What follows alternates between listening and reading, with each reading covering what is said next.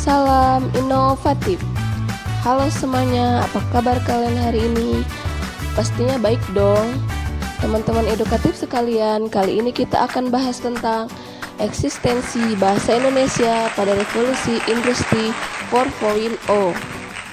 Bahasa merupakan alat komunikasi yang dipergunakan manusia untuk saling mengenal satu sama lain. Melalui bahasa, ide pemikiran manusia tentang berbagai hal dapat tersampaikan. Sejak peradaban manusia dimulai, bahasa pun telah melekati mengiring kehidupan manusia. Bahasa merupakan kekayaan yang tak ternilai harganya. Seiring perkembangan zaman menuju dunia global, teknologi pun semakin maju. Apalagi kini dunia memasuki era revolusi industri 4.0. Revolusi industri keempat melibatkan sistem fisik dan melampaui sekedar otomisasi dan komputerisasi. Kemajuan teknologi memasuki era digital. Ini berdampak pula dengan komunikasi manusia menggunakan bahasa sebagai medianya.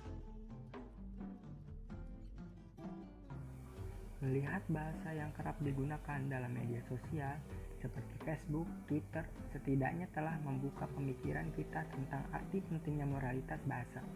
Maksudnya, bagaimana cara penggunaan bahasa itu tersampaikan, sikap berbahasa dan estetika bahasanya. Moral bahasa menjadi sangat penting dalam peranata sosiokultural masyarakat. Gaya bahasa sarkasme pun sering terlontar menyambut lawan bicara di dunia maya ini. Hal ini kalau dibiarkan akan merusak keutuhan berbangsa dan bernegara. Penggunaan bahasa sering tidak memperdulikan kesantunan berbahasa. Padahal bahasa Indonesia lahir sesuai dengan citra bangsa Indonesia yang sangat menjunjung etika budaya timur. Kesopan santunan dalam bahasa Indonesia sebagai warisan budaya. Sesungguhnya bahasa memiliki kemampuan untuk meningkatkan kemampuan manusia sampai titik homo humanus, yakni manusia berbahasa dengan jiwa yang halus, mempunyai rasa kemanusiaan dan berbudaya. Bangsa Indonesia yang terdiri dari multi etnik ini, maka fungsi bahasa sebagai alat komunikasi dan interaksi antar masyarakat, serta sarana pengungkap perasaan dan pikiran manusia perlu dikembangkan. Namun, kalau tidak diantisipasi secara seksama, bukan tidak mungkin sisi negatif yang akan muncul dan berkembang sebagai pemicu konflik dan kesalahpahaman seperti yang kerap terjadi di jejaring sosial dewasa ini. Pengguna bahasa wajib memahami tentang cara berbahasa atau linguistic etiquette.